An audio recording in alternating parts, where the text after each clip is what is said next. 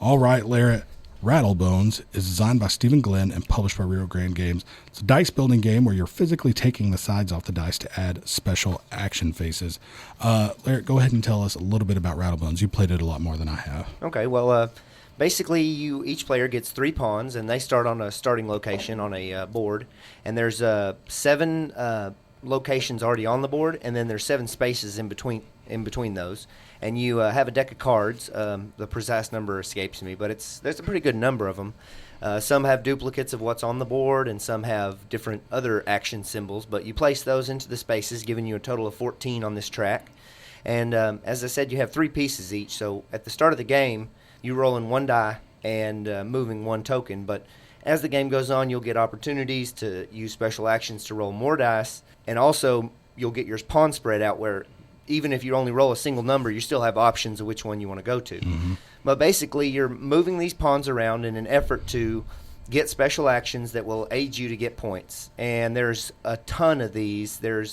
We separated them all into Ziploc bags, and there's just like a ridiculous number. Every time you have to try to find one. There's like 10 or 12 bags. So. Yeah, there's a lot. I think there's 14 really? Special action sides, if I'm not mistaken. But anyway, you get going around, and there's a bunch of these that are dependent upon the dice themselves, of course.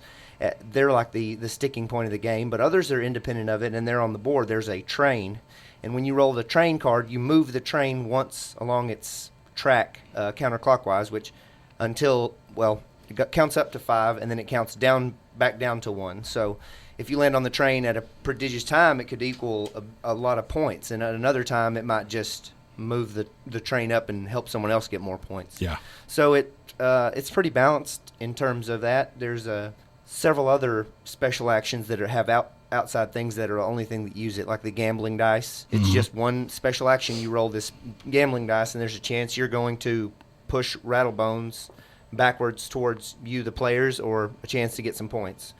That's one thing we should talk about.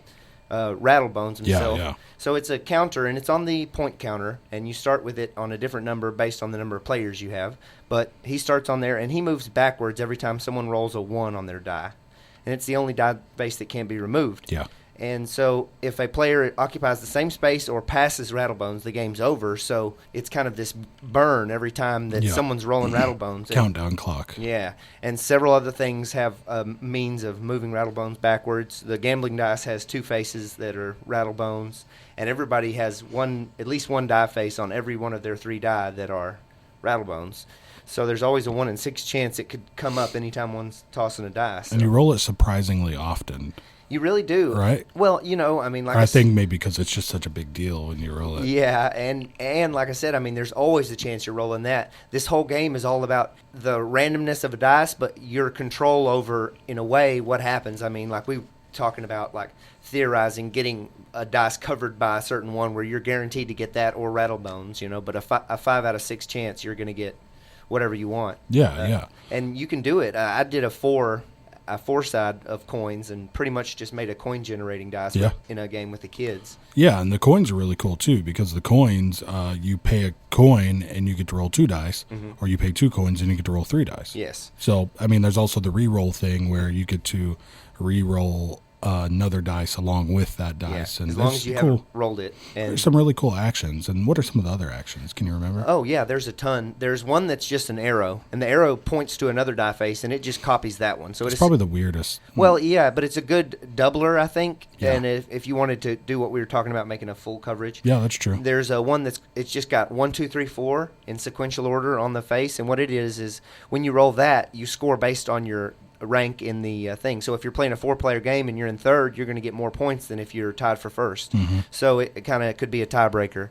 There's the train we already mentioned. There's the gambling dice, which we mentioned. There's one that's a stock. You roll that one and you take a stock token. Not very thematic, though. Well, not really. I was trying to think of how it could be. Maybe it's some kind of a game, at the carnival. The game is sort of oddly themed, but it is the stock market game at the carnival. It's the game everyone went to the fair for, right? Well, I don't know. I'm thinking like Monopoly, but more like a raffle. Like everybody draws a property, and then, I don't know, some kind of bizarre, Shirley Jackson sort of carnival. Because the board kind of has it's an odd theme. Like, it seems more like childish, but it's a little creepy. I mean, It is a little creepy. it's got a little creepiness to it. Like, the kids love it. Rattlebones coming to get you. They're big Steven Spielberg fans, though. They love that kind of stuff. And I don't think they think it's really creepy, but they like it. They thought that the little pawns were witches at first, and I thought they were too, but they're little monkeys with the dunce caps, so they could be mistaken for witches. Yeah. And then there's the blue stars. Oh, yes. And the blue stars were kind of interesting. It was kind of the hardest one to get. Yeah. Because you get a blue star, and then you have to actually land on the space that lets you get points for that blue star. Yeah.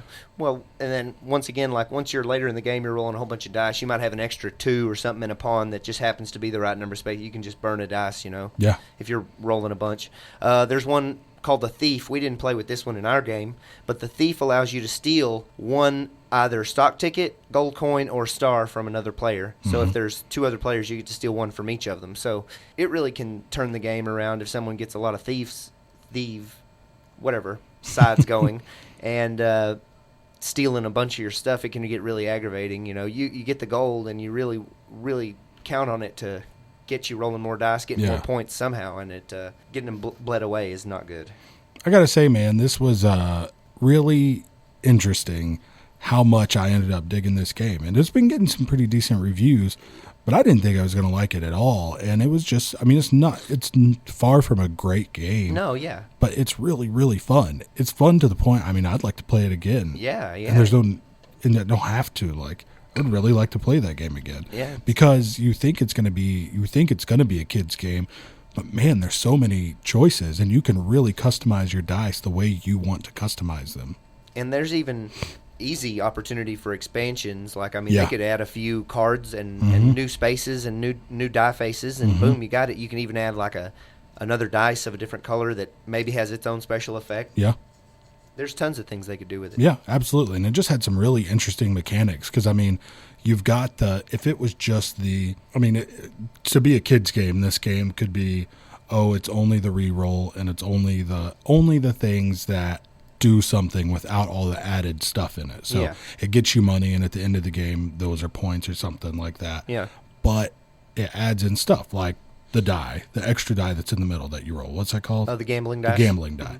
So it's also got the coins aren't just to keep; they're to spend to be able to re-roll the dice. Yeah. You've got the stars, which come into play later. Yeah. You've got the stock market tickets, which come into play, and then you've got the train. What a cool mechanic, that train. Because it's really valuable at certain points. And for different things, like it could be a swing point for one person, and then it could be a good burn on keep preventing someone who has a bunch of trains from getting points late in the game or catching up or something. Yeah, because I had 2 dice that had 1 train each on them, and then 1 that had 3.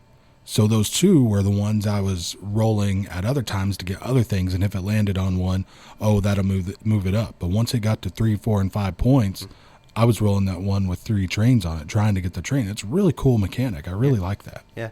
And we got to say something about the dice. For something, if you describe it to someone, they would think, wow, this has got to be like the most mousetrap-ish sort of gimmicky thing. It's not. It really is not. They made the dice faces work, and they included some little pry sticks to help you get the sides off. I don't personally use them. My kids use them, which is kind of surprising because they're little girls and they have fingernails. I don't have fingernails, so I use them. I have none, but I can still get them off. I guess I'm a guitarist, so I have hard fingertips on my left hand, so I just prise them off there. But they really did a good job, I think, of making a component that's not a gimmick. Yeah, absolutely. In and of itself, the game is driven by these things and how they work, but it's they just work the way they need to. I wonder if they'll ever get loose, where really. Yeah, I guess that's a concern, and we'll keep an eye on it. But I imagine we'll keep an eye on it. It'll be getting a lot of play, I imagine. So, and this is a great game for a family. This is one of those games. It's like a Pixar movie of board games. Yeah, really. It's great for kids. Takanoko is another one. Tons of interesting choices for adults.